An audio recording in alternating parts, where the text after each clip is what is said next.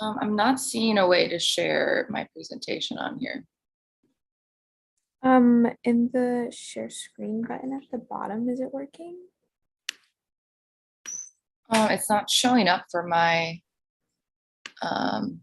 presentation. If you want, you can also email me the presentation and I can just share it for you. Yeah, it's a Google slide, so I can share it with you. What's your email? It's Davina, so my first name, and then at medstempower.org.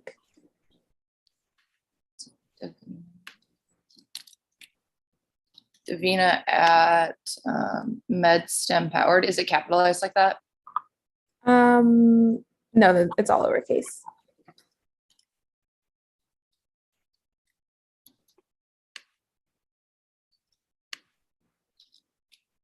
Is it like .com? Yeah. .org, sorry. Oh, .org. Yeah.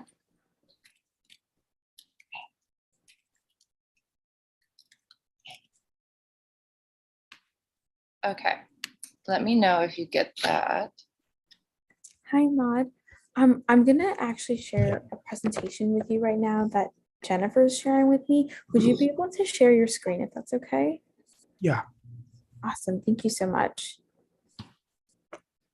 Okay, I'm gonna share the link with you and then you can just start sharing your screen immediately, Maud, if you'd like. Okay. I shared it with your MedStem Power email, so you should be hopefully all set. Go on right now. Let me know when you've got it. Yes. Davina, so are you in med school as well, or? No, I'm going to my third year of undergrad. Oh, okay, awesome. Are you applying this cycle or next cycle, or is that not one of your plans? I might be applying in a later cycle, but as of right now, I'm not Okay, sure. that's so exciting. Awesome. All right, I'm gonna go ahead and let everyone in. Okay.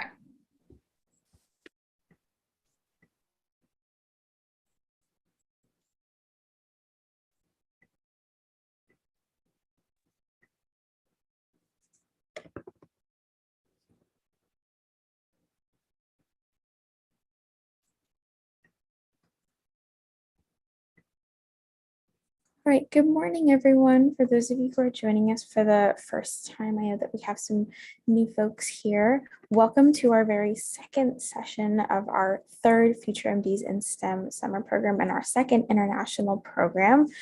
Today we have a guest speaker with us today. Her name is Jennifer. She's going to be introducing herself. So if you have any questions for Jennifer, you can ask them in the chat while she's presenting, or you can save them for after her presentation.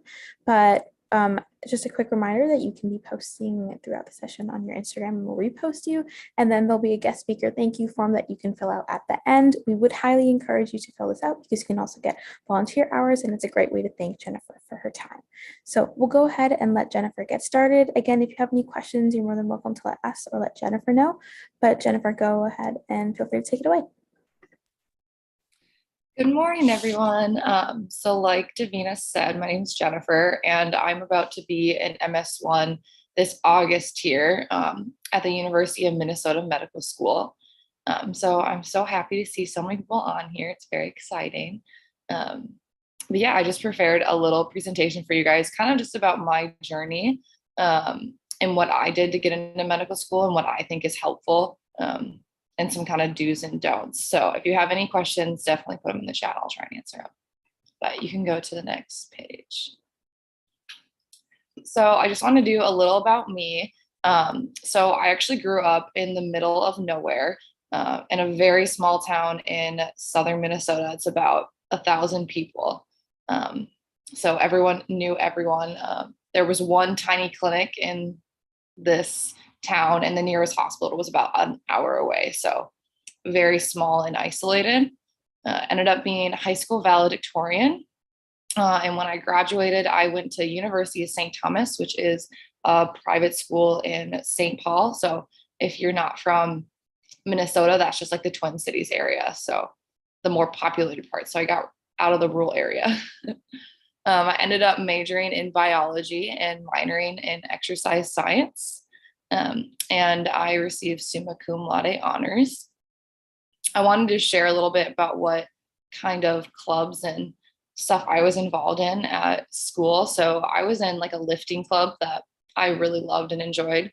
And I was a school ambassador program, which basically means that I gave tours to people who were thinking about coming to St. Thomas and gave presentations and spoke on panels specifically to like pre-med people.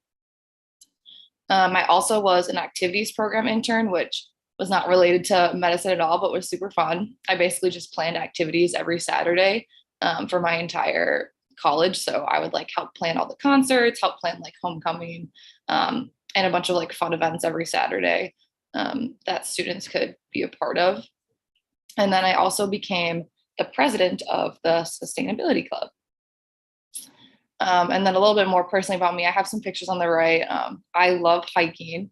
I go hiking in almost all season and camping in all seasons, which is kind of insane, but absolutely beautiful.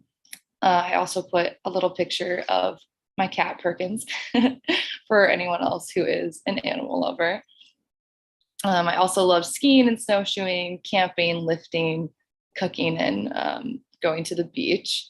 So I think it's very important to talk about other hobbies that pre-meds have, because sometimes I think you can get very bogged down in, just doing science and nothing else. So I think it's really important for everybody to have something they're passionate about that you can talk about on your app. All right, so a little bit more about being pre-med at my school. I'm not sure if everyone has the same issue or what age everyone here is, but I really struggled with deciding on my major and minor. I actually was majoring in exercise science until my junior year. So I switched very late to biology, which was a little rough, but ended up being okay. And ended up majoring in bio and minoring in exercise science. And I think I mostly did that because I found out that exercise science is more something that I like as a hobby. And something I want to pursue in my personal life, whereas biology was helping me more academically. But for pre-med, like I want to emphasize that you can literally major in anything. Sometimes I look back and I'm like, dang, I should have majored in like sociology or philosophy just because I loved those classes that I took. And I could have done that and taken all pre-med requirements and it would have been fine. So do literally whatever interests you. Same with clubs. So if you were looking at my last slide, you saw that I wasn't involved with like any pre-med club, just because it wasn't really something that interests me. I went to a couple of meetings, like when there were speakers that I liked, but it wasn't something that I really wanted to spend all my time doing. I rather would have done it with my lifting club, or had all these friends that I made, and other things I was passionate about. So you definitely do not have to join your pre-med club. Sometimes it can be helpful to, meet other people that are going through the same thing as you are, and to see speakers and to just get more involved, but it is not required. So don't feel like you have to force yourself to go to every meeting. I want to talk about research a little bit. So research, I think, is definitely very helpful to have when you're an undergrad, especially if you're a biology major, just for getting jobs. Once you graduate, it's really good to have that type of experience. But for your application as well, I think it's something a lot of schools are starting to maybe not require, but really look for.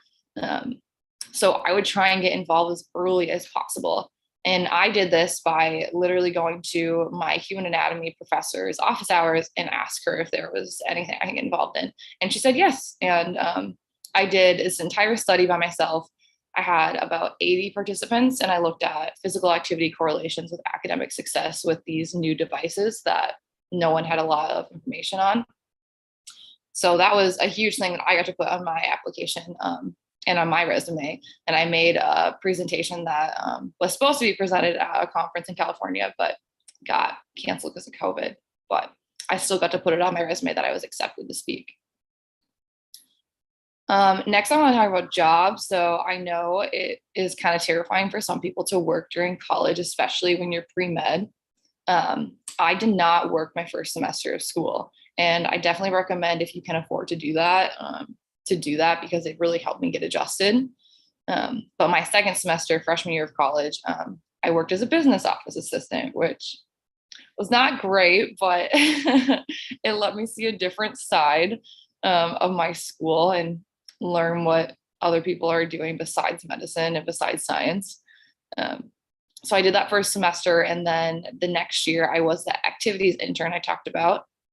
Then I was a server, and then I was an EMT and a research intern, and I will talk more about that in a second.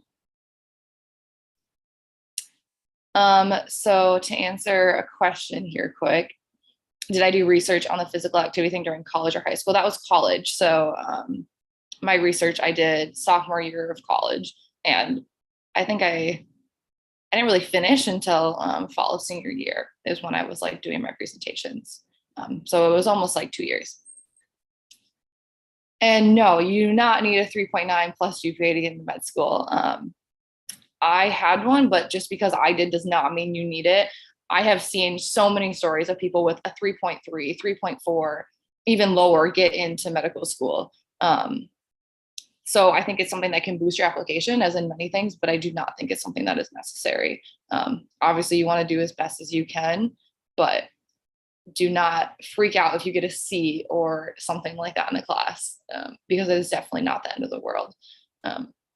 Another important thing about GPA is just showing a trend. So like, let's say you come in freshman year of college, and your first semester was really rough. You had a lot of things happen in your life, and it's just a really hard adjustment, and you get like all C's. But then the next semester you're getting all B's, and the next semester you're getting an A. So showing that, inclination of just how you're getting better and improving is really what they're looking for. So even if you have a lower GPA, if you have that improvement, that's more important, I would say. Grades are kind of a criteria. Obviously, med schools are looking at that, and there are some cutoffs for schools that you have to have like a certain GPA, and it definitely impacts your application, but I wouldn't say it's the number one thing. I would honestly say that your Mcat is more important. All right, just going on here quick. So volunteering, very important to have some volunteering hours. I personally had very little. I had way less, I think, than the average applicant. And that was because I had to work a lot. There were some semesters I was working like 35 hours a week, just because I'm financially independent and it's what I had to do. So my volunteering hours were very low. I did volunteer at Children's Hospital and then a hospice home, but I think altogether that only came out to like 70 hours, maybe. Like it was not much. I also did some shadowing, which if you can do shadowing, please try and do some. It's probably one of the best ways to learn if you actually want to do this, is to get in person with a physician of literally any field, or even an NP or PA, and just understand how a hospital functions, what you're doing every day, the ups and downs of their daily life. I think was just a huge decision and why I went down this path in general. I did want to quick talk about time management, just because this seems like I did a lot, but it was very spaced out over the 4 years of undergrad. And I think that's really important to do. Like, I did not come in freshman year and was like, I did 10 clubs, research, and jobs and volunteers. Like, that's not what happened. You want to space all of that out, because you don't want to sacrifice like your study time and your own mental health to do all these things that you think you have to do. So just pick a couple things that you want to do and focus on them at the beginning, and you can slowly add more as you get more comfortable.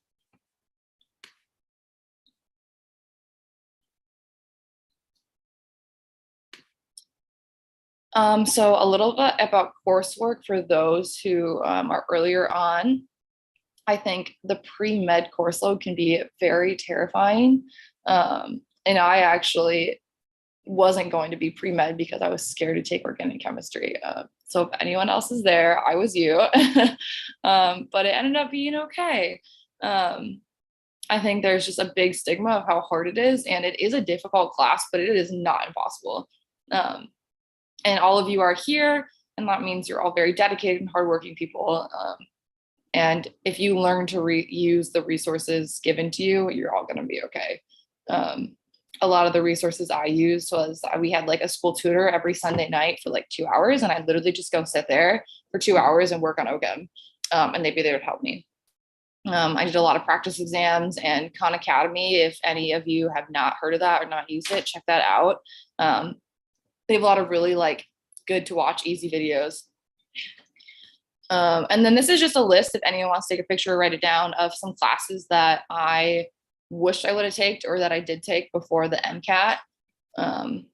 So a lot of this, like, you can self-study. Like, I actually didn't take sociology and just self-studied it before the Mcat, but it would have been really helpful to do that.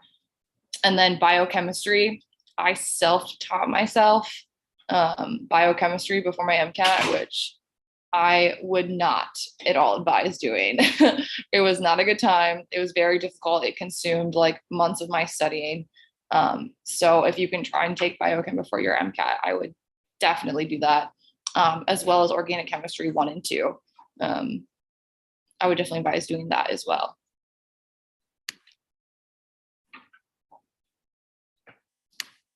All right, so this is probably the most important slide of my presentation and the most important aspect, in my opinion, of getting into medical school, and that is clinical experience. If you don't have clinical experience on your application, they are probably not going to look at it. To be honest, to be very blunt, you need to have something that shows that you put yourself into the medical field, that you took care of patients, that you understand what that responsibility is like, and everything that comes with working in healthcare. So please do not neglect to do it. There's a lot of options that you can do. You can become a medical assistant. You can do CNA school. You can become an EMT. You could also be a home health aide, which usually doesn't require a lot of training. I know in Minnesota, we have like ACR homes, which is just different homes for elderly and those who have disabilities. And you can apply to work for them and they do all the training for you. So just try and get something that is involving you taking care of patients. And that makes me just want to emphasize the difference between clinical experience and shadowing. So that clinical experiences is you having that role of taking care of a person, where shadowing, you're just watching what the doctor is doing. So you want to have both, but ideally, like if you had to pick one, I would choose clinical experience.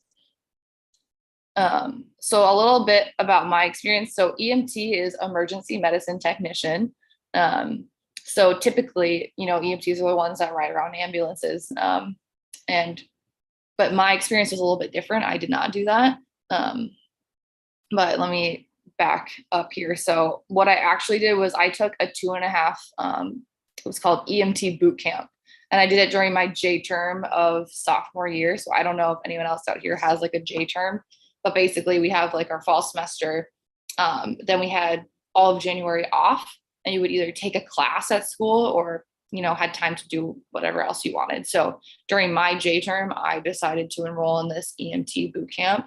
And I got my certification, and then you have to sit for the national exam. So I probably studied for that for like a month or two. And then I went to like, the Pearson View Testing Center that you go to for your Mcat, and took that exam, and I passed. And at the beginning, it was really hard for me to find a job as an EMT with no experience.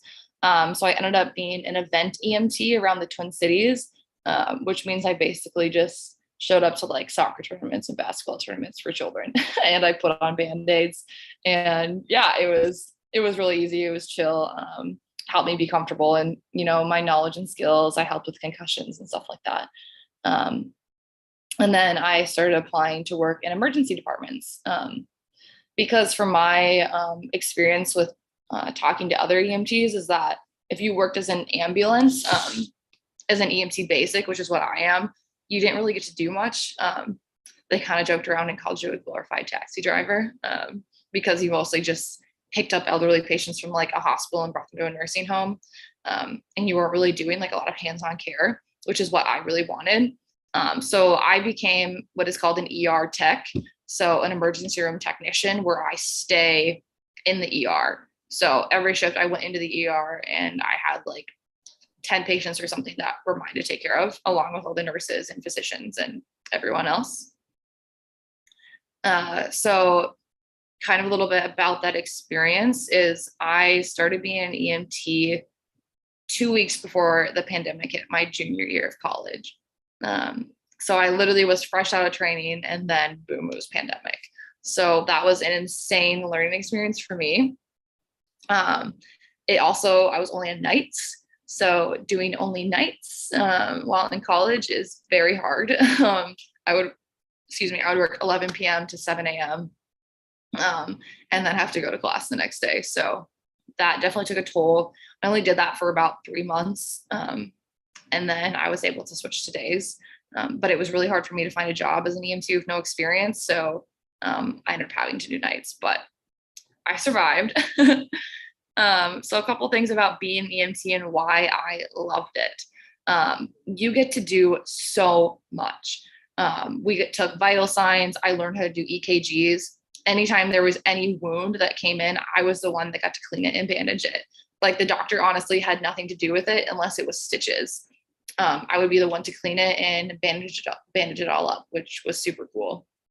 My absolute favorite part was involving anyone who came in with a broken bone. So we got to make all of the splints by ourselves. So I made all of the orthoglass and orthoplaster. So basically those like temporary splints that you see people have when they go to the hospital before they get like a permanent cast. Those are the type of splints that we all did. And I got to help the doctor reset bones, which was a really cool process to see. You'd put the patient under, and then we'd help apply traction for the doctor to basically shove the bones back into place. I think there were a couple questions I'll try and ask or answer here quick. So I did EMT school during university, so during college.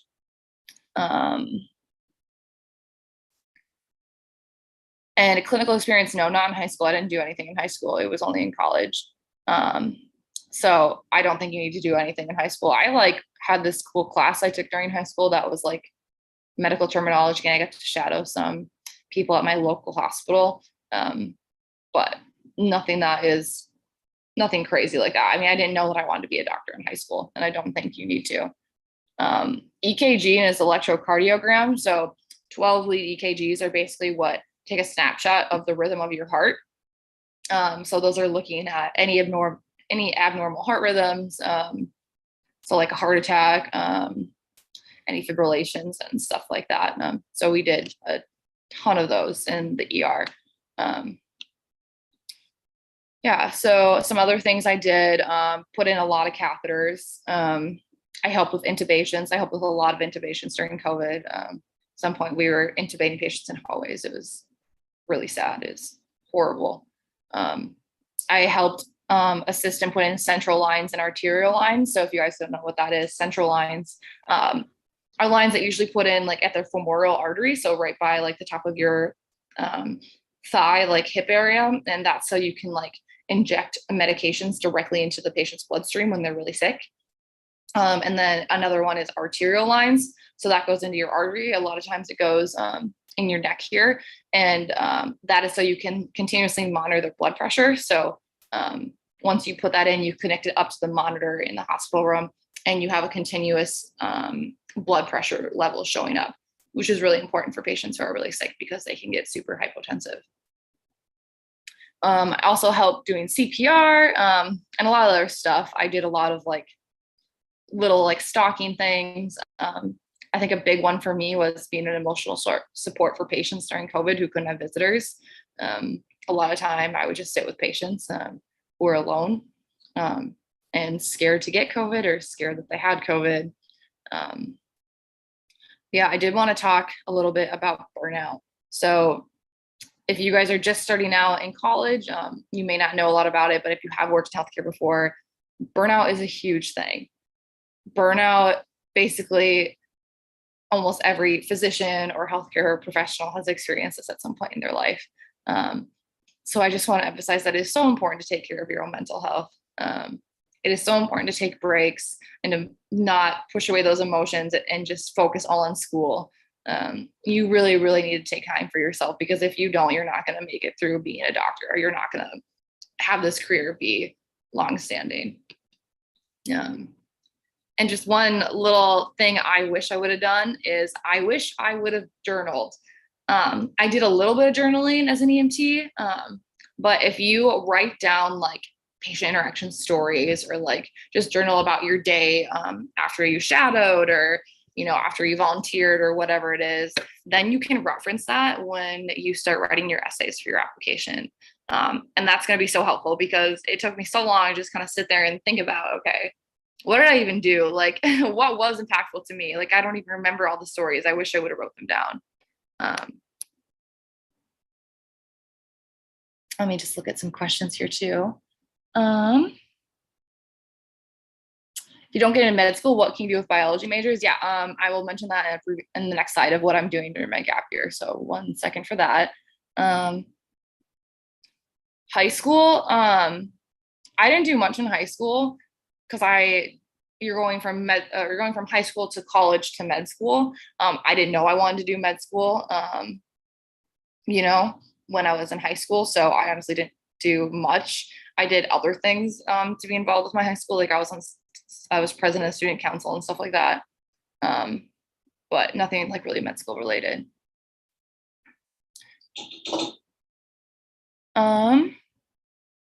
I'm not sure what you mean by what are the best things that help in the CV during applying. What's CV?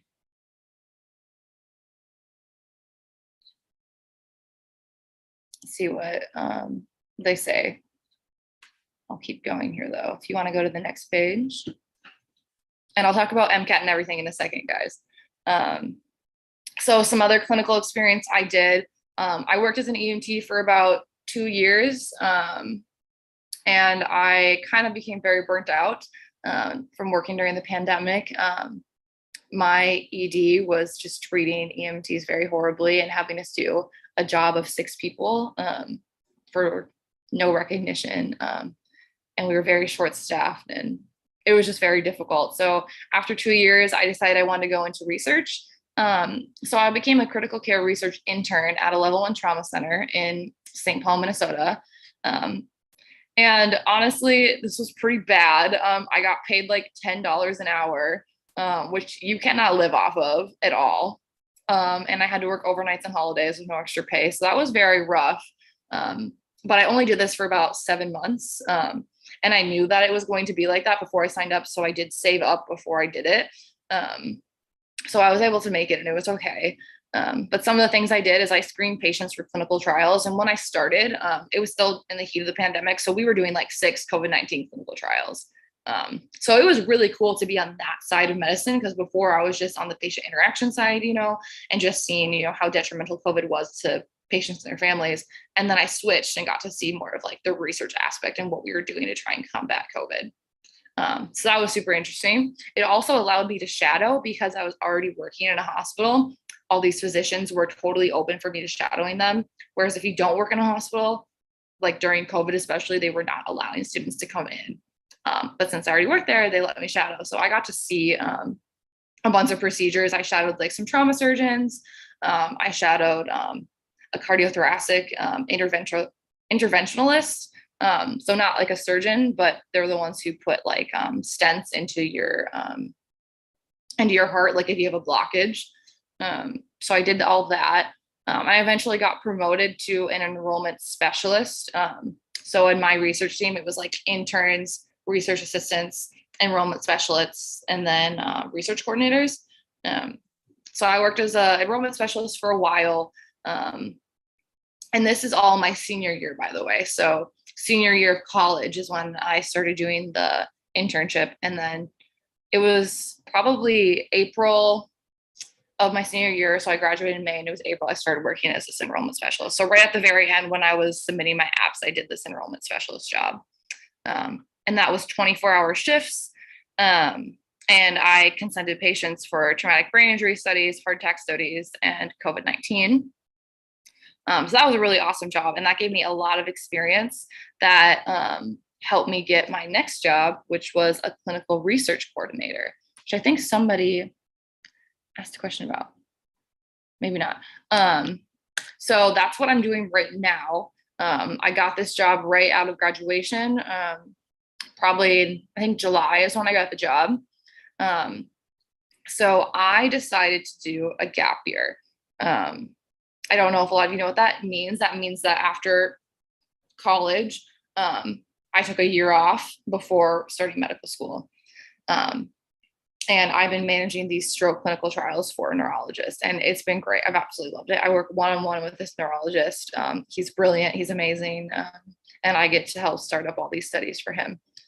So it's been a great learning experience. Definitely didn't know a lot about managing clinical trials. So I've learned a lot about the research side, and I've really enjoyed that.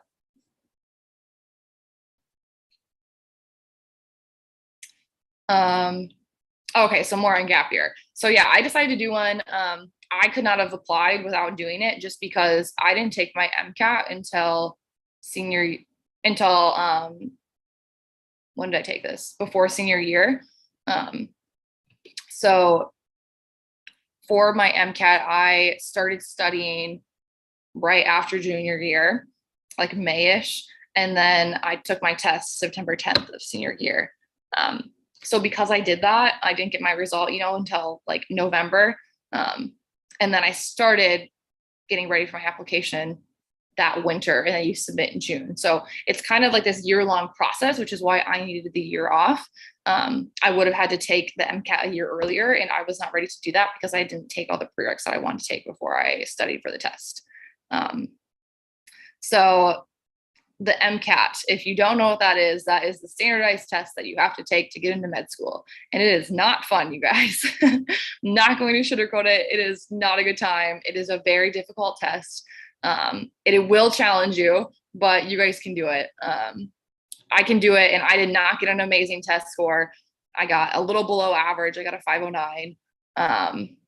But I still got in, and you still can get in. You don't need to get like a 525, which is a perfect Mcat score to get in.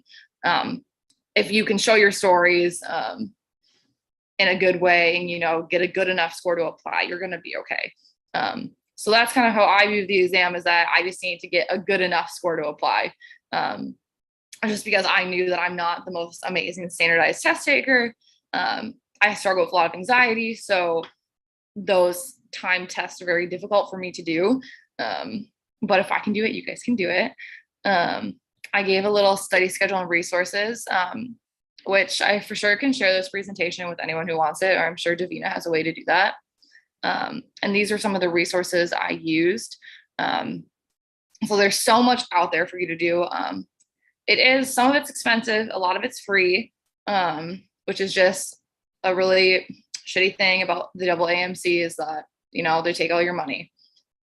But some of the free stuff, I got free prep books from a friend. So if you can get prep books from someone that's really helpful. There's a lot of information on Reddit out there, if anyone knows what that is. And this app called Anki, which is like a flashcard app that you would want to do research about before you use it. So I did that. And then Khan Academy, which I mentioned before, has a lot of good videos. If you have Facebook or Reddit, there's this document called the Mcat Bros P/S. And that's for the psychology and sociology segment. And literally, you guys, that's all I did, is I read this document and I did the flashcards, and I got a 95% this section. Like, it was the one section I did so good on and I was so happy about. And that's what I did, is only that document and those flashcards.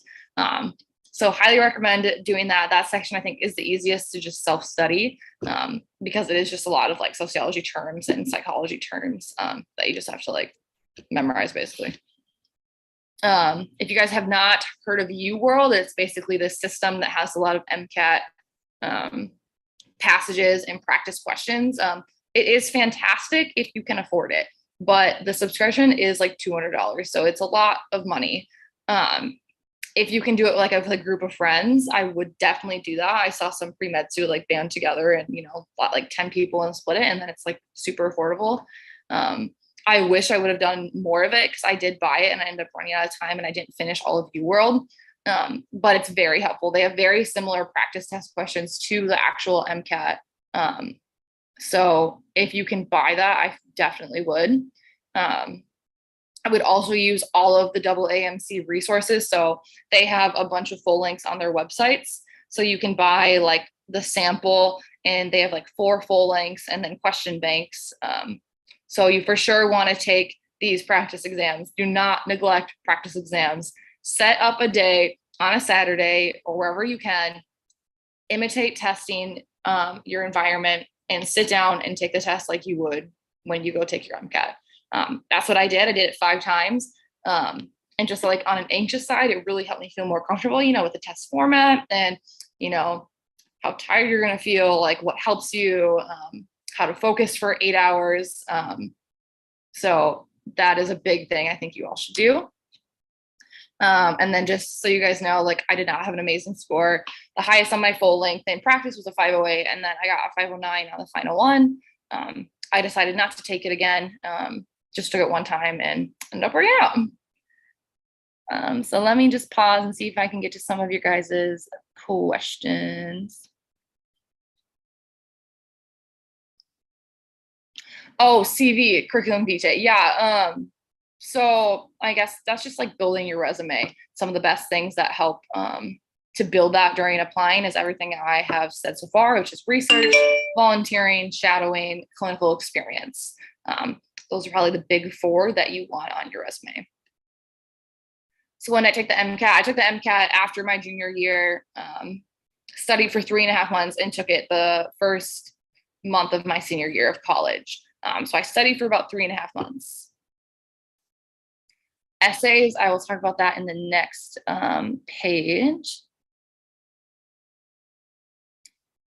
Yuna, I'm sorry, I don't know a lot about international students. I start med school in August, so I haven't really met a lot of my classmates yet. So I'm sorry, I'm not the best resource for that. Maybe Davina has something that she can send you.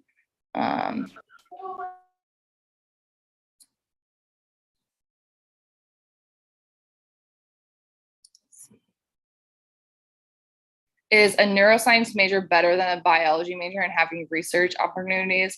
No, I'd probably say from my experience, it's pretty much, whatever you're interested in, just go for it. And you're going to find research in every subject that you have. Like my partner is an English major and he did research in psychology. So if you want to do research, you can do research. I don't think it's limited to a path or a major.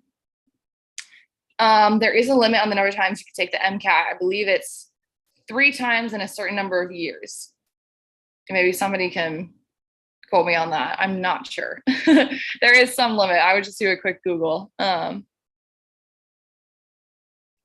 If you're an international student without US citizenship, should I still apply to med school? I am not sure about that either. I'm so sorry. I wish I knew more about international students coming to med school. I do not know a ton about that.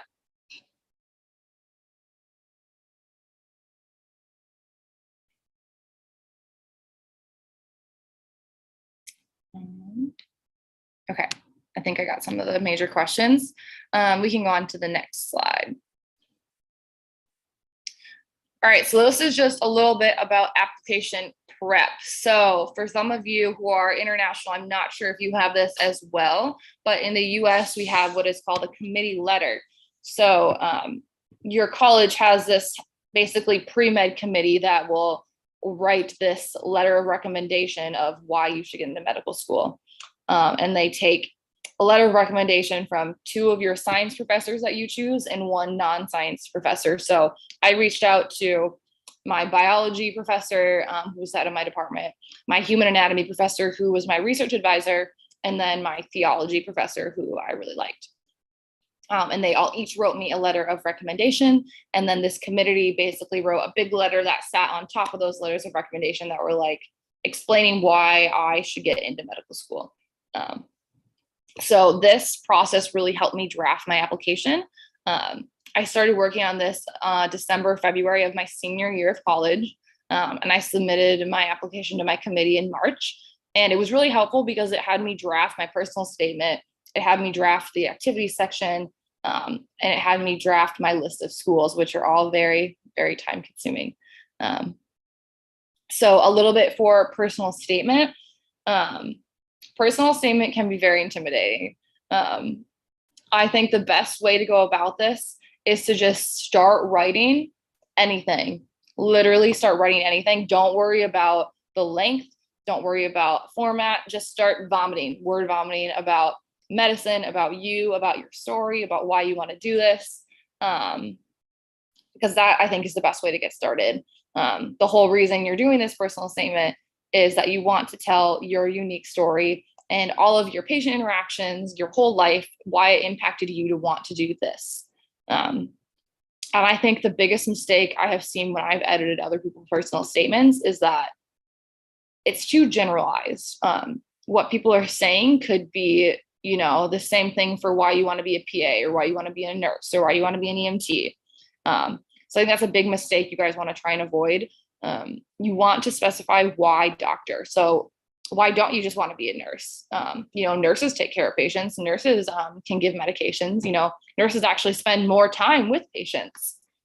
So you need to find the distinction for yourself why you want to be a doctor and not just a PA and not just a nurse. The activities section is another part of your primary application where you get 15 activities that you get to talk about. It's very short. It's like a couple sentences for each activity. And then you get 3 activities that you get to write a longer paragraph about. So that's where you want to talk about everything you did in undergrad. So you don't really want to include anything from high school on that. They really just want to see what you did during college. So that's where you want to talk about your clinical experience, any shadowing you did, all the clubs you are involved, whether they're medicine related or not.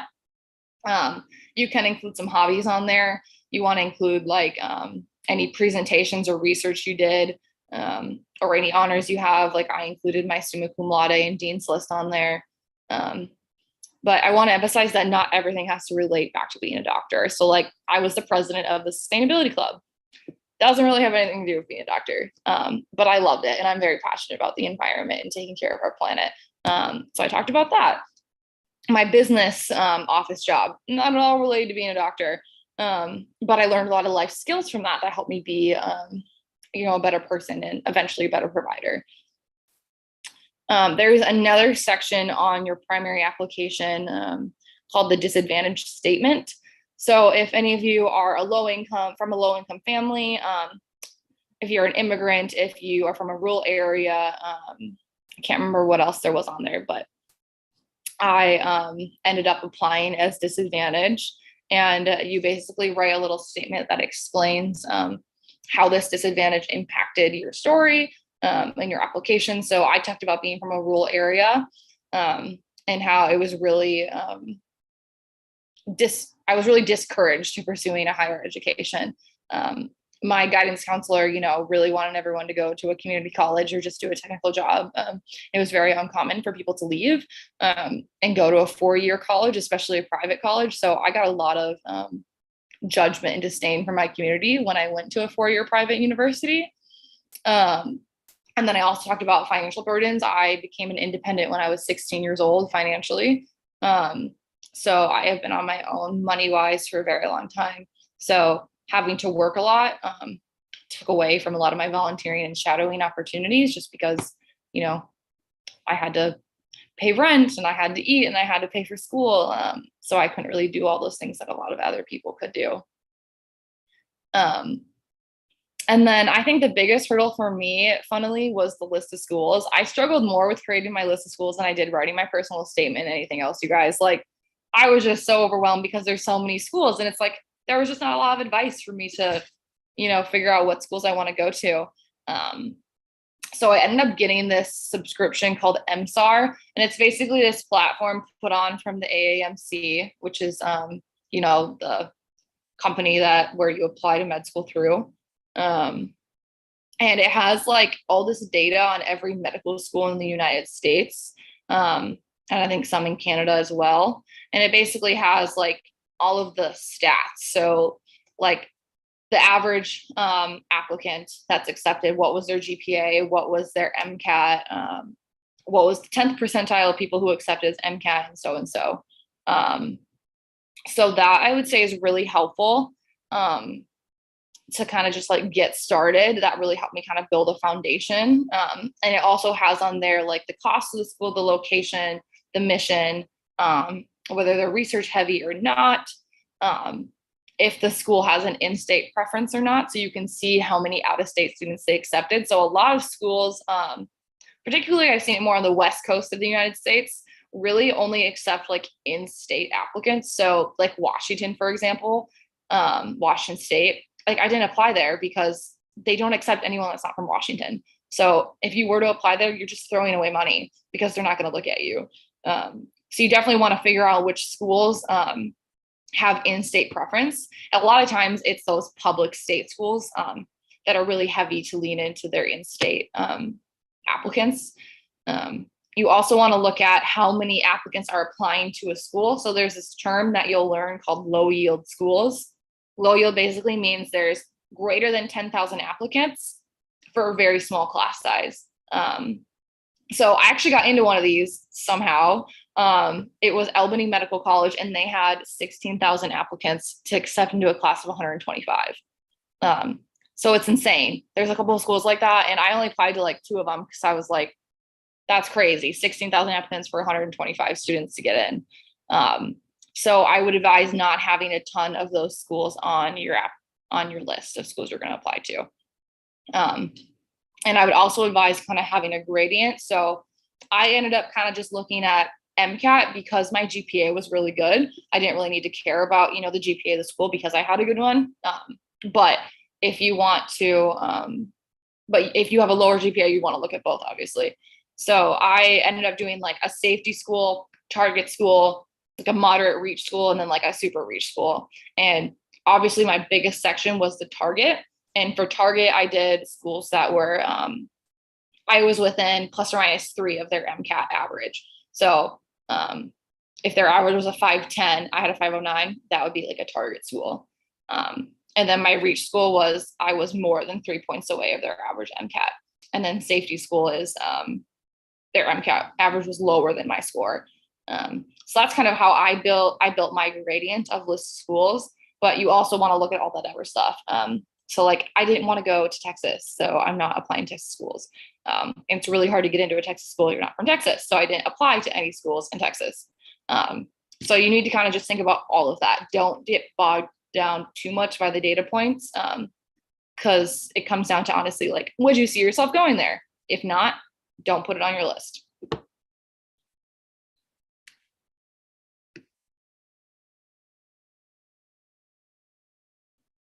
All right, really quickly here about the secondary application. This is what happens after you submit your primary application. So you have primary applications that you want to submit at the beginning of June, submit as soon as possible. And then once you get your application processed, then if schools want you to move on to the next step, they'll send you secondary essays. There's usually about 5 to 6 essays per school. And those are some of the common questions that I saw in my secondaries. You can try and pre-write some of these topics before you start, which does help with doing them a little bit faster. But I did not because I needed a break from writing. So if you want to just start thinking about some of those topics in that like 3-week period you have off between your primaries and your secondaries, that's what I did. And then I tried to turn in my secondaries within 2 weeks because that's what is advised. And I do just want to put it out there that please try and get people to look at your essays. Get people to look at your personal statement, get people to look at your secondary essays for schools that you really like. It's really, really helpful to have somebody else edit and just give you advice on, you're not really saying this very well, or you're saying this part really well. So yeah, we'll go to the next slide here. Interviews. So I know interviews are terrifying. I had 3 of them. So I had my first interview on September 10th. From Albany Medical College. So just to give you a little bit more of a bigger timeline, I submitted my primary applications June 1st. My application got processed all of that month. I got secondary essays from schools all throughout July. I think the last secondary essay I submitted was probably August 1st. And I applied to 22 schools. And then I basically waited. After you submit secondaries, there's really nothing else you can do. And you just hang out and wait and see if you get an interview. I got my first interview September 10th from Albany. I got my second one from University of Minnesota September 16th, so about a week later. And then I got my last one end of March, so several months later, from this other school, Oakland. And all of my interviews were this format called multiple mini interviews, which is basically really short ethical scenarios. So it'd be like this: mine were all on Zoom. I hop into a room and there's an ethical question. And then I have to say what I would do in that scenario, or just talk about the ethical dilemma. So a very common one is like, let's see here. Like if a person is 14 and tells you they want to be on birth control, but doesn't want you to tell their parents, what do you do? So just a situation like that. And that's how both my Albany interview was and my University of Minnesota. My Oakland interview was more traditional, and it was just 2 30-minute interviews with someone from their school asking me questions. And I received my notification of acceptance to med school on November 1st for U of M. I got waitlisted at Albany in November, and then I finally got accepted in February, and then I was accepted to Oakland in March. I did not do a ton of prep for these interviews. I felt very strong in my interview abilities, so I looked at some ethical dilemma questions before my MMIs, and practice just like having a certain amount of time limit to answer the question, but I didn't really do any official prep. Okay, and I wanted to give time for questions, so sorry I like kind of sped through. But if you have questions, please fire away.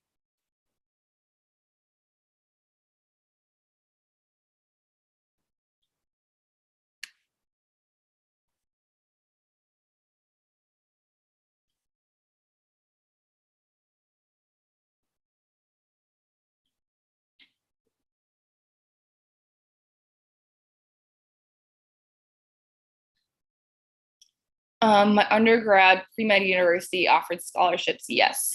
We had like the biggest scholarship was a presidential scholarship, which was based on your GPA from high school and your ACT from high school. So they gave me a pretty big scholarship. It was really great.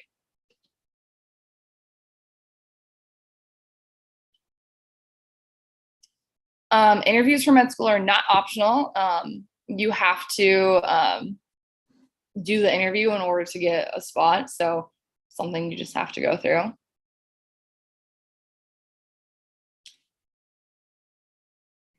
How was I sure I wanted to do medicine instead of nursing? Yeah, so I actually became an EMT because I thought I wanted to be a PA. And I started working in an emergency department, like I said, as an ER tech.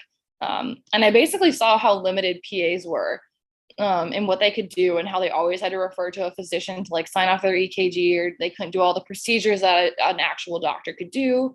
And I really didn't like that. I really wanted to have complete autonomy over my patients. So that was a big thing that led me to wanting to do doctor instead of PA. What has made my personal statement special? For me, a lot of it was I was from a very difficult family growing up. I had a lot of traumatic experiences I went through. So that really shaped who I was as a person, and definitely led me to want to, help other people in more of an emotional way. As an EMT, I saw a lot of patients come in who struggled with addictions and with mental illness, which was something I dealt with a lot growing up as a kid. So being able to help those people on their journey was something I really talked about in my personal statement. But again, this is very, very personal to your situation. Like I did talk about all of those personal struggles I went through, but obviously it's not going to be the same as you.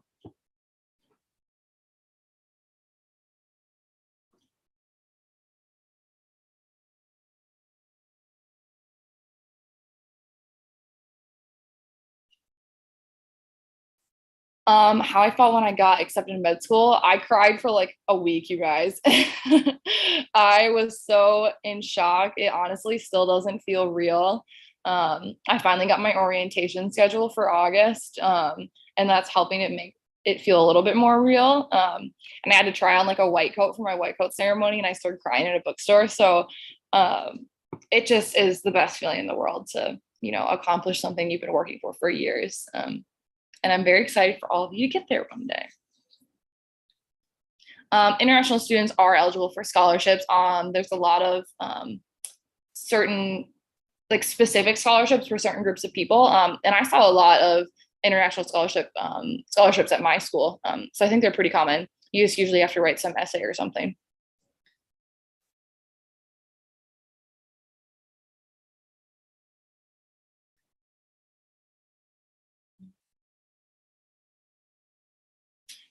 Is there any prep that high school students they plan on going to BSMD?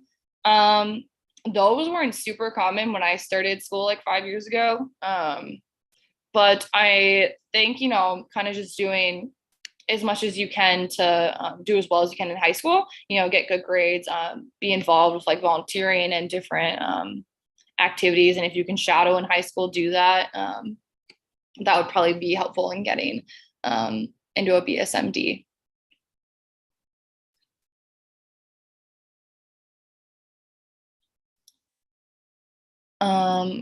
Maybe we have time for a couple more questions. How did I prepare for the Mcat cars? Oh my gosh, cars sucks, you guys. Cars is horrible. I did not do great on cars. My score was honestly tanked because of my car section. I could have had like a 512 if it wasn't for my stupid car section. So that one, honestly, practicing passages every day is literally the best way to do it. There's free passages on Jack Weston, which is just this website where you can go on and practice free questions. So really the timing is what was really hard for me with cars. You only have 10 minutes per passage to read it and answer the questions. So that was really difficult for me. I tried to do passages every day, but I was not very religious about doing it. So try and do like 2 passages every day, and that would really help you improve. Most difficult portion on the Mcat, that's honestly very specific to your strengths and weaknesses as a person. For me, it was cars, just because reading and answering those questions in 10 minutes or less for each passage was really stressful for me. Like other people, it's the physics and chemistry section because, physics sucks. How to prepare for interviews. If you can do mock interviews, I think those are helpful. So like I did that with my partner. Like he sat down and would like ask me ethical scenario questions and I try to answer them in like a time limit. I think that was helpful just to give me confidence. Like I can do this. Like I have prepared for the interview for all of undergrad by doing all the things I did. So I think doing a mock interview is helpful, but honestly, if you guys are shadowing, if you're doing clinical experience, like you're going to encounter all these ethical scenarios throughout your clinical experiences that you will be prepared for your interview. And that's kind of how I viewed it. You can like hone in on those interview skills by doing mock interviews with people, but I think the big part is just reflecting on your journey for those interviews. Yes, I think the JW passages are in resonance with Mcat passages. They're very similar.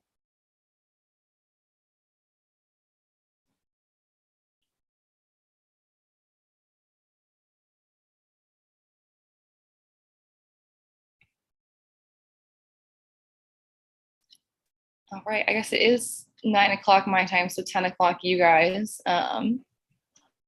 So Davina, I think that means we're all wrapped up. If anyone has any questions, please email me. There's my personal email and my cell phone.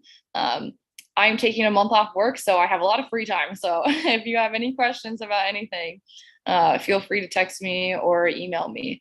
And I'm very happy to help and give advice because I know how terrifying and difficult the whole process is. So feel free to ask me questions.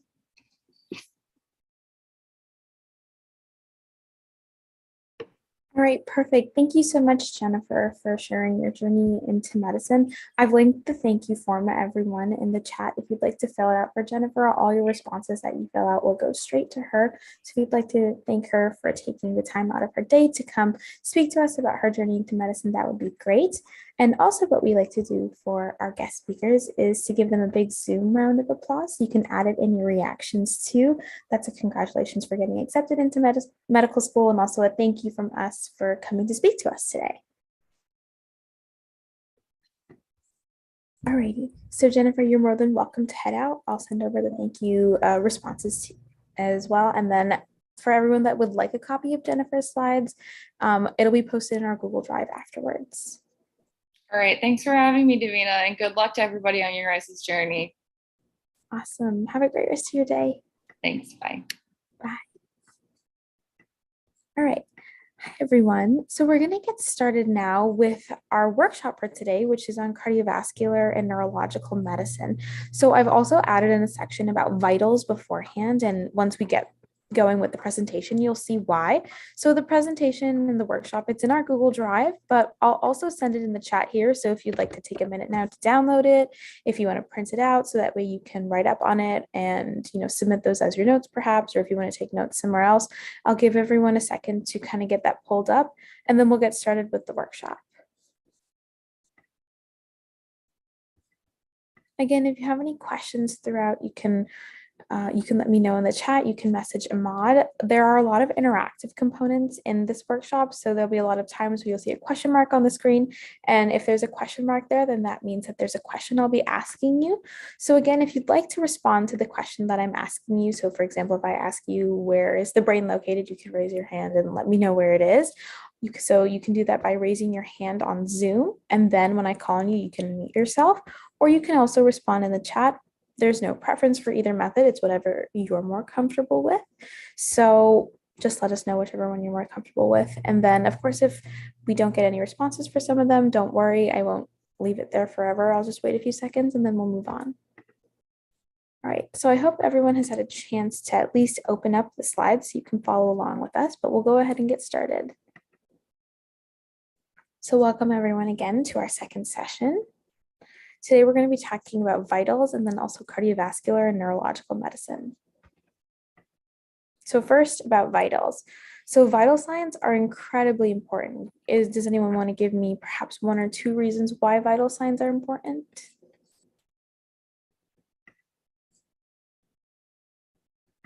I'll also open up my chat so I can see everything. Yeah, so someone says that they help maintain homeostasis, main reason for us to live. Yeah, they're measurements of very vital, important processes. They let us know if our body is in homeostasis. They let us know if it perhaps isn't. So everyone's correct. Also right to follow up medical care, tracking progression. Great job, everyone.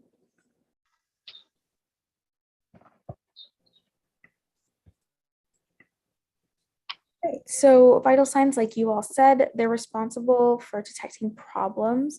They're easily measurable. You can measure them at home, in a clinic, at a hospital, and also at the scene of an emergency, and they're pretty quick to take. So one of the first vital signs that we see is body temperature. So the normal temperature range for individuals, and it can vary based on your activity levels, your gender, etc. But the normal body temperature should be around 97.8 degrees Fahrenheit, and the equivalent of that would be 36.5 degrees Celsius.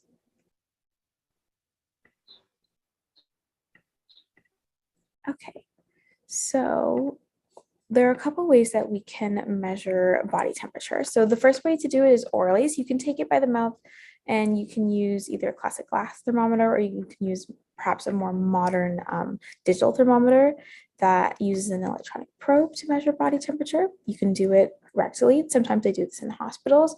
So taken rectally, it's again still using a glass or digital thermometer, and they tend to be a little bit higher than when they're taken by mouth.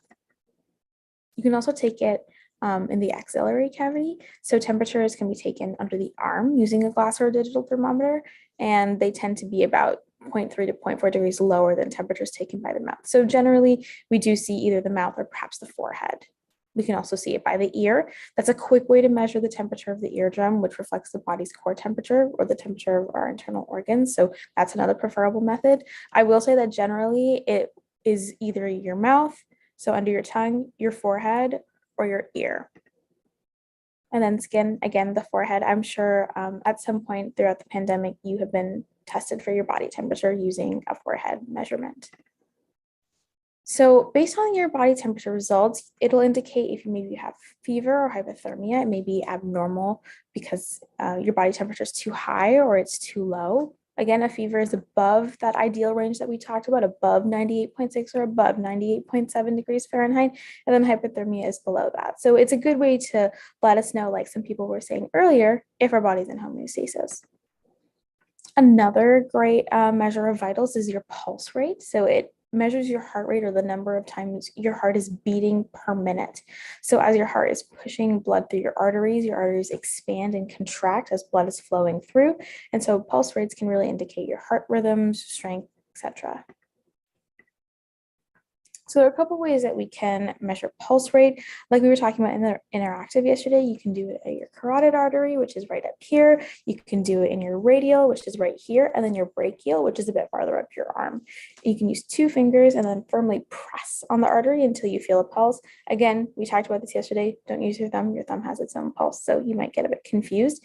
And you don't even have to count it for the full minute. You could just count how many beats you feel for 15 seconds and multiply it by 4. Another great sign of vitals is the respiratory rate. So it's the number of breaths that a person takes per minute. So it's usually measured at rest. It just involves counting the number of breaths for a minute and counting how many times the chest rises. And it's a good measurement of vitals because this is something that may increase if you have a fever, illness, or maybe some other medical conditions. If you're an adult, you're probably looking at between 12 or 16 breaths per minute. Another great measurement of vitals is blood pressure. So this is the force of the blood pushing against the walls of your arteries during the contraction and relaxation of your heart. So each time your heart is beating, it's pumping blood into your arteries, which results in the highest blood temperature or the highest blood pressure as your heart is contracting, which is diastole. And then when your heart relaxes, your blood pressure falls, which is systole. So if you perhaps see that your blood pressure is 100/80, the 100 represents your diastole. So the highest blood pressure is your heart is contracting, and then the lowest number is your systole. So the 80 would be systole. So how do you measure blood pressure? So normal blood pressure should usually be perhaps around 120/80. It's considered elevated if it's between 120 and 129. And stage 1 high blood pressure is systolic if it's 130 to 139, and diastolic between 80 to 89. And stage 2 is when it's 140 or higher. So that's kind of what we're aiming for when we're looking at blood pressure. We're trying to see if it's elevated, and if it's elevated, how elevated is it? There's a really cool tool that we use to measure blood pressure. It's got a fun name. It's called the sphygmomanometer. And you've probably all had your blood pressure taken at some point. If you go for your annual checkups, they're just making sure that your heart's working okay. All right, so now we'll go into the cardiovascular medicine portion. All right, so cardiology is basically, it's a field of medicine that's really interested in studying these disorders and diseases and conditions. PT, the heart and blood vessels. Does anyone know what P.T means? If you've taken medical terminology or you've seen it referred to in something else, does anyone know what that acronym or those 2 letters means or what it stands for?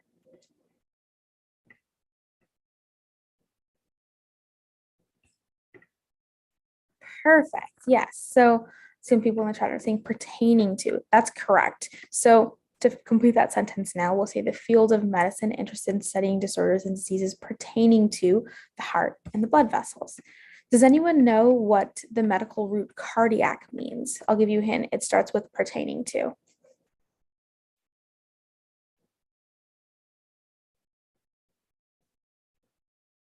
Yes, exactly. Pertaining to the heart. Does anyone know what the medical root for arrest means?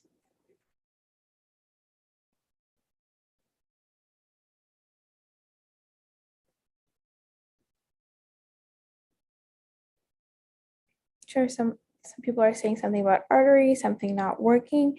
Yeah, you're all pretty close. It's basically the stopping of something. So if you have ever heard the terms cardiac and arrest used next to each other, as in the phrase cardiac arrest, if you break it down into its medical roots, you'll understand that it's pertaining to the heart, and it's the stopping of something pertaining to the heart. All right, so because we're teaching another workshop later on in the program, specifically on the anatomy and physiology of certain body systems, we're not going to dig into it too much today. We're going to focus on imaging techniques and some disorders and conditions in these systems, but we're still going to briefly talk about some anatomy. So your veins here are in blue and your arteries here are in red. This is just illustrated for the sake of the diagram, and your heart's located in what appears to be the center upper part of the thoracic cavity, but in reality, it's a bit shifted to, on your person, the left.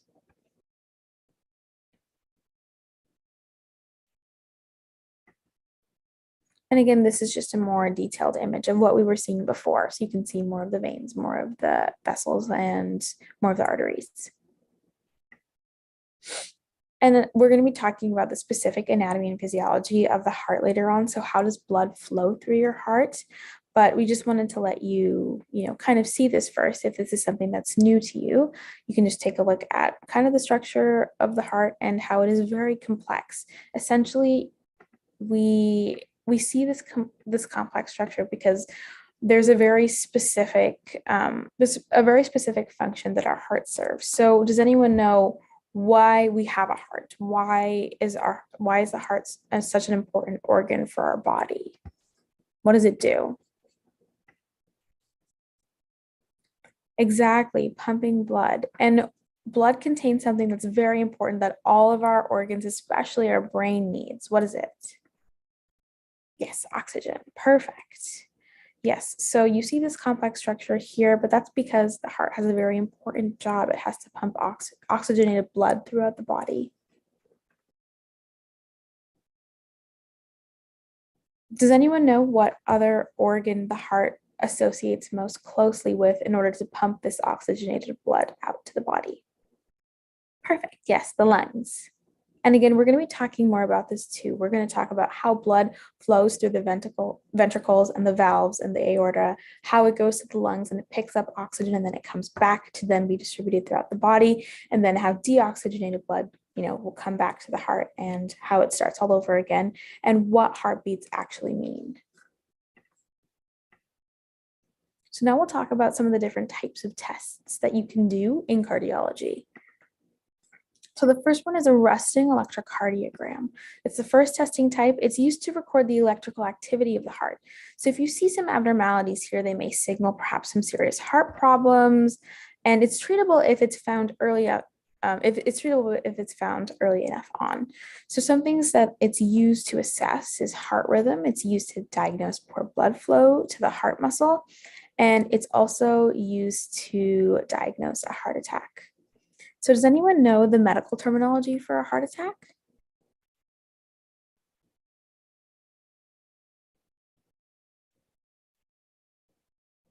Perfect. Yes, I saw it in the chat. A myocardial infarction. Perfect. Yes. So we see that there. And then the specific name for the condition where you have poor blood flow to your heart muscle is called ischemia. So we're also going to be talking about this in more depth for our anatomy workshop because it'll make more sense, all the different parts of the wave and how they correspond to how blood is moving through your heart. But this is one of the many waves you might see if you're taking an electrocardiogram. It's called a PQRST wave or a P through T wave, and all the different intervals represent perhaps blood moving through a specific valve or something being depolarized to allow the blood to be moving throughout the heart efficiently. And then we'll be talking about that later, but we just wanted to give you a little brief, introduction to what it might look like so it doesn't surprise you. Another type of testing is cardiac stress testing. So it involves exercising on a treadmill and you're being very closely monitored. And it's used to screen for unrecognized coronary artery disease.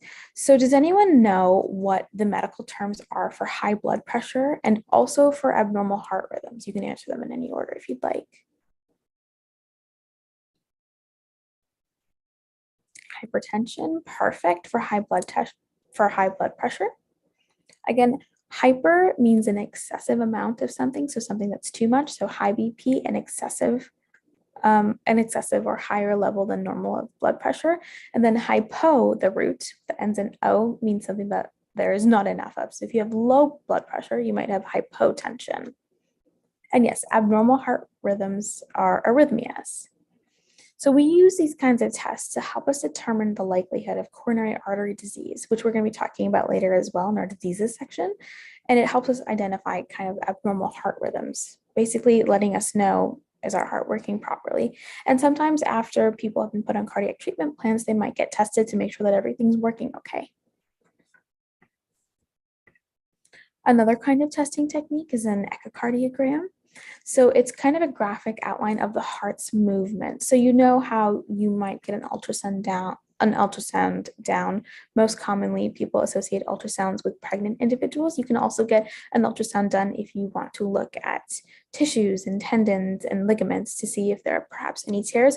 You're just you're getting a closer look as to what's going on inside the body that is not an X-ray, of course, because we're not interested specifically in the bones of perhaps the skeleton. So then an ultrasound of the chest cavity, it kind of gives us a picture. If you look at the top right, of course, it's an animation. It's a cartoon picture, so it's not accurate, but it gives us a pretty good idea of what we're hoping to see. This ultrasound lets us picture the heart's valves and the chambers, and it evaluates the pumping action of the heart. So it's letting us know if our valves are perhaps working well, to make sure that our heart's anatomy is okay, if there's something wrong there, our valves aren't too narrow or anything like that. And that's kind of what it's letting us know. So it's assessing the overall function of the heart. It also can help us determine the presence of types of heart disease like valve disease, myocardial disease, pericardial disease, infective endocarditis, cardiac masses, and also congenital heart disease. So does anyone know, if we broke up the word pericardial, what does pericardial mean into peri and cardial? We've already gone through cardial, so hopefully that makes things a bit easier. It's just the peri part. Exactly, yes. Around the heart. That's what peri means, surrounding or around. Perfect. And then endocarditis, we're also going to break up too. So we can break it up into endo, card, and itis. Would anyone like to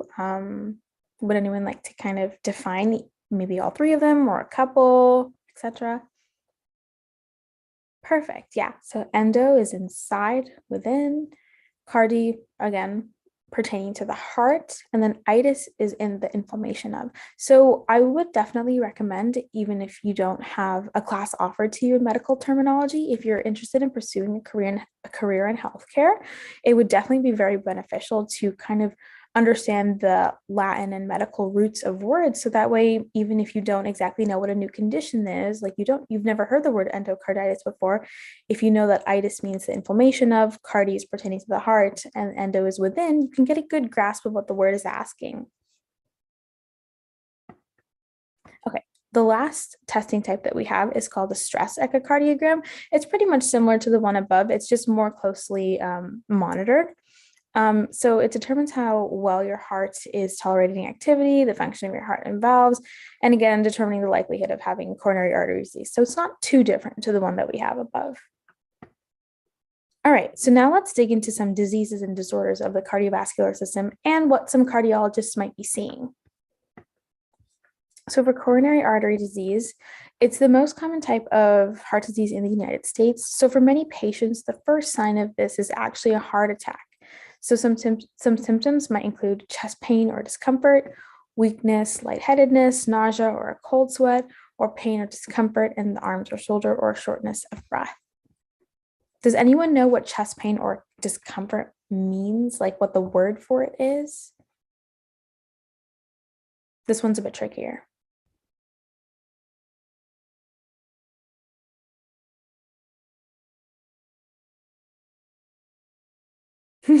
Yes, so close, so close. Yes, you're all getting it. It's angina. Perfect. Great job, everyone. So here are a couple different kind of imaging techniques that you might see here. We'll get back to these later. These are for CT, so this isn't directly related to what we were talking about before, but it's just a cool imaging technique.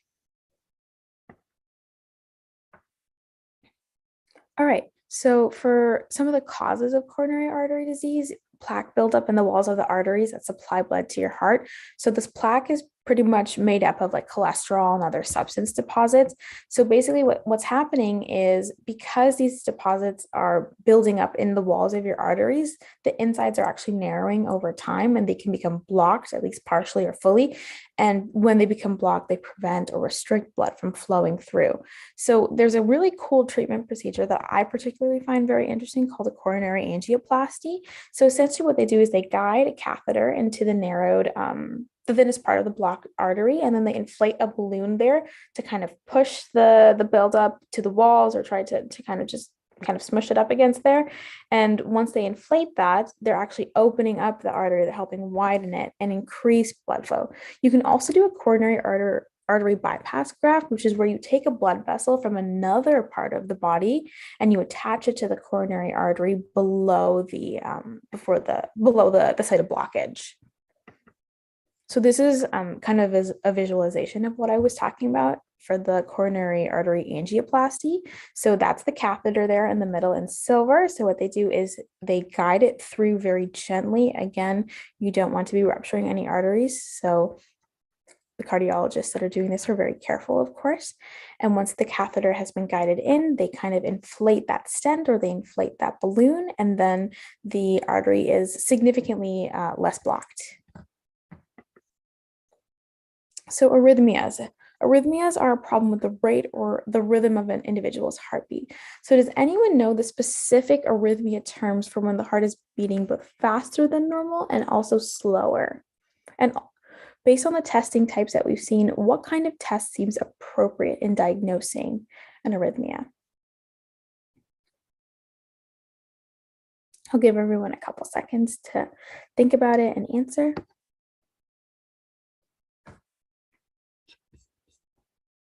Perfect. Yes. Someone says for faster, it's tachycardia. That's right. Does anyone know what it is for beating slower? Yep. Brachycardia or bradycardia.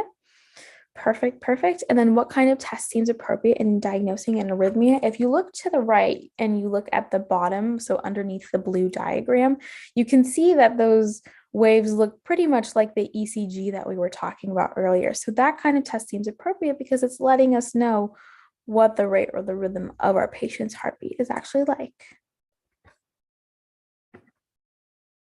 So some symptoms include a fast or a slow heartbeat. Perhaps your heart is skipping beats.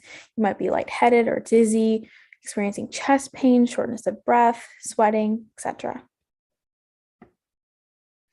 And then another specific type of a heart arrhythmia is an arterial fibrillation. It's the most common type, which causes some irregularities in, a faster heartbeat that is also irregular. So it's fast and it's not like beating on time. So some symptoms include palpitations, shortness of breath, weakness or difficulty exercising, chest pain, there's more. And some treatments include perhaps medication, implanting a catheter, or even heart surgery if it gets very serious. Some causes might include a previous history of heart attacks, smoking, congenital heart defects, stress, and perhaps some substance use or medications. Aneurysms. So aneurysms occur when an artery's wall weakens and causes an abnormally large bulge. So there are a couple of different aneurysms that we're going to talk about. The first one being a cerebral aneurysm. So some symptoms include vision problems like double vision, sensitivity to light, nausea and vomiting, and also perhaps a loss of consciousness. If you have one in your thoracic aortic cavity, then you might experience some sudden, very severe chest pain, sudden back pain, maybe a drop in blood pressure, and also numbness in your limbs. You can also look at the image to see where that might be located.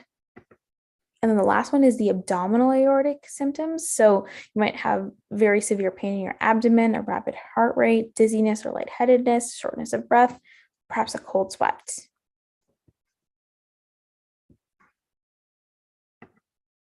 So some causes, we don't exactly know at this point in time with the science and the research that we've done on this, what the cause is exactly. We have some hypotheses, some things that could potentially factor into it, but we don't exactly know for sure.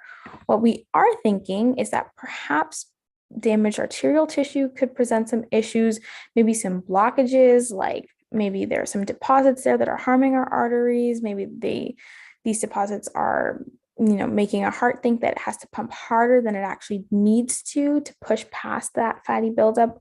And because it's pumping harder and pumping more blood out, that's what's stretching the arteries too much. But again, we're not 100% sure. And then some treatments include surgical clipping, perhaps some endovascular treatments, etc. All right, so now we'll talk about congenital heart disease, which we mentioned earlier. There are over 10 types of congenital heart disease, so I'll leave you to read through all of these on your own if you'd like, but it's just interesting to know. Does anyone know why it's called congenital? What does congenital mean?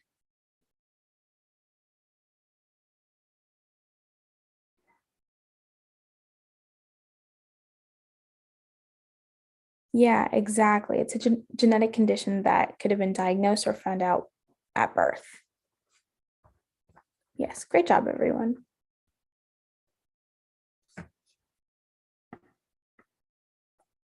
All right, so now we'll move on to neurological medicine.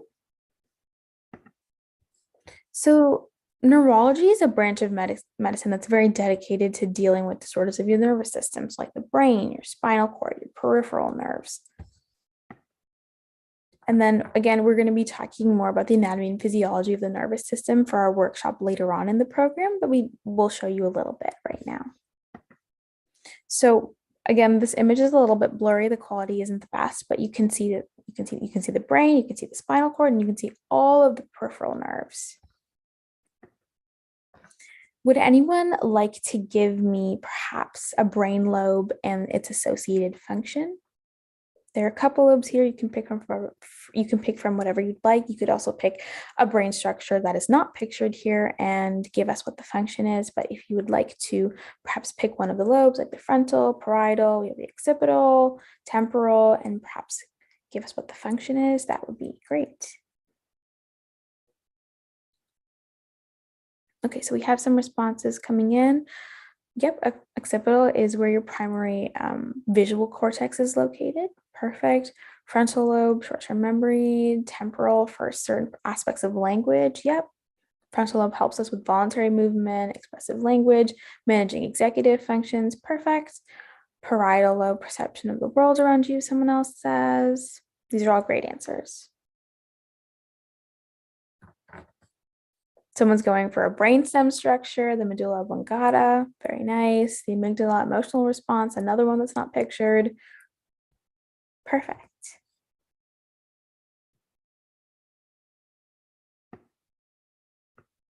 All right, so now we'll talk about some of the types of tests. First, we have CT scans. So they help us determine if there's bleeding in the brain or bony destruction in our spinal column. It's more detailed than standard x-rays, but it still uses x-ray techniques. It's just more comprehensive. It can help you see the blood vessels, nerves, tissues, and other structures in and around the brain. And if you look at the bottom right-hand corner of the slide, you can see kind of what a CT scan looks like. So I wanted to point this out because I thought it was very interesting. So it can help us perhaps see, abnormalities in certain regions of the brain. And so what these arrows are pointing to are these abnormalities. So what you're seeing in the darker parts here, that's normal, healthy brain matter. But what we're seeing in these lighter parts here are potentially sources of concern. So, a radiologist might be taking these images and then they send them off to neurology, where the doctors and perhaps a team of neurology attendings, perhaps even neurosurgery attendings might look at this, and then they all collaborate to, see, okay, maybe we need to order more tests, perhaps something is wrong, etc. So someone asked if it's always the case that anything in a lighter region is abnormal. No, it is not always the case. But when we're seeing lighter patches where everything else is darker, that might be a cause of concern. Not always, but in this specific CT case, yes. So it's just kind of highlighting the differences. Good question. All right, so another really cool testing type is called an electromyogram. So it might be used if a patient has weakness or twitching in a muscle. It can help us distinguish between problems in muscles and the nerves that support them. And essentially what happens is a needle is placed into your muscle and small electrical signals are recorded when the muscle is contracted and relaxed. So if you look here, It's a little bit more invasive than the other measures that we've talked about. But essentially, you can't see the needle exactly going in, but you can kind of imagine it. So the needle goes in through, and it actually is supposed to be making contact with your nerve. So it's a very direct form of measuring it. All right, and these are some things to expect. Again, you can see this here where the needle is going through and trying to kind of stimulate some electrical currents to measure, what's going on when your muscle's contracting to see if everything's okay. We also have MRI scans, which is best for imaging soft tissues. So CT scans are better for bony anatomy, but MRI scans are really the best for imaging soft tissues like the brain and the spinal cord. So it might be able to let us know if there's bleeding or swelling, problems with the way that our brain is developing, tumors, infections, inflammation, damage from an injury, and then a couple more. So it does tell us a lot. This is an example of an MRI. As you can see, it's very, very detailed. You can name a lot of anatomical brain structures here. So MRIs do really get a lot of detail, a lot of visual acuity. We also have X-ray imaging, so we're assessing the bones of the skull. So perhaps maybe there's a fracture or a misalignment. This would be a case where we don't want an MRI because we're not interested in the soft matter. We want to see if the bony structures surrounding the head, like the skull, perhaps your rib cage, etc. For your peripheral nerves, we want to make sure that those are okay. And then we'll briefly talk about some diseases and disorders. So for brain tumors, we have primary and secondary ones. The primary ones originate in your brain. The secondary ones have originated elsewhere in your body and they become metastatic and now they have spread to your brain. They can either be malignant or cancerous, and then doctors will usually figure out if it's within stage 1, 2, 3, or 4. Some common symptoms include headaches, seizures, numbness, or tingling in your arms or legs, nausea, vomiting, changes in personality, perhaps difficulty with movement or balance. Some treatments include surgery, chemotherapy, clinical trials, and radiation therapy, kind of some of the more standard cancer treatments. We also have Parkinson's disease. So Parkinson's disease, does anyone know what category of neurological conditions it is? There's a specific word for it, and it falls under this kind of category.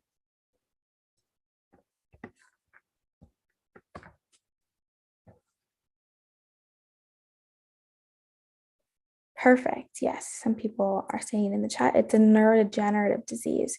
So it's a progressive nervous system disorder that primarily affects your coordination, and it currently affects about 1 million Americans. You might experience some changes in posture, walking, and facial expression. I'll pause for your question. Someone asks what a clinical trial means. So sometimes in research studies, some of the research studies are very directed at, okay, we have all these treatments for cancer, for brain cancer, but they don't seem to be working as well as they could be. What if we came up with a new one and we said, hey, if you would like to sign up for this and you do have these conditions, so in this case, if you do happen to have a brain tumor and you would like to sign up for a clinical trial, you can.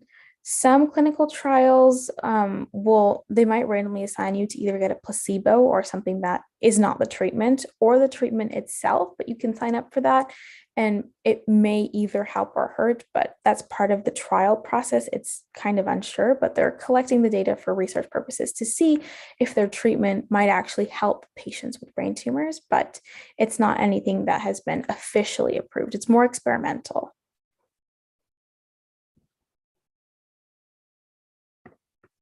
All right, and moving on to Alzheimer's disease, it's a combination of age-related changes in the brain, along with some genetic, environmental, and lifestyle factors. Some common symptoms include memory loss, difficulty performing familiar tasks, problems with language, disorientation, and maybe some poor or decreased judgment. Alzheimer's is also a neurodegenerative disease. Okay, so that was the end of the presentation that we wanted to share the workshop. Again, we just wanted to let you know that the workshop has been posted in our Google Drive. So if you'd like to check that out, you can. And what we'd like for you all to work on is the interactive by yourself. So that way, you don't have to work at the pace of maybe me sharing my screen and like waiting for everyone to read through it. So we'll send the link in the chat for the interactive that we want you to do. We can work through some patient case studies, and you can work through them at your own pace. You can choose which ones have, which ones really stand out to you, but it's a really interesting way to see, okay, if I was approached with a situation, what would I actually do? So you can work through the interactive for today on your own. And then if you have any questions for us about the interactive, you can reach out to us, let us know. But otherwise, if you don't have any questions, we'll let you all go. There's no official homework. We have another session on Friday at the same time. So we want to make sure that you all know. We'll be updating you on Slack. The YouTube link has already been posted. The guest speakers slides, Jennifer's slides, they'll be posted in our Google Drive. And I'm going to be responding to the rest of my Slack messages today. So if you've messaged me, I'll be getting back to you very soon. And if you have any questions, I'm going to stick around for a little bit. If you have any questions, Ahmad and I will be here if you want to ask us anything. But if not, you're more than welcome to head out. Thank you so much again for another wonderful session and for all the lovely messages in the chat. And we'll see you all later. We hope you have a wonderful rest of your morning, afternoon, or evening. And we'll see you back again on Friday.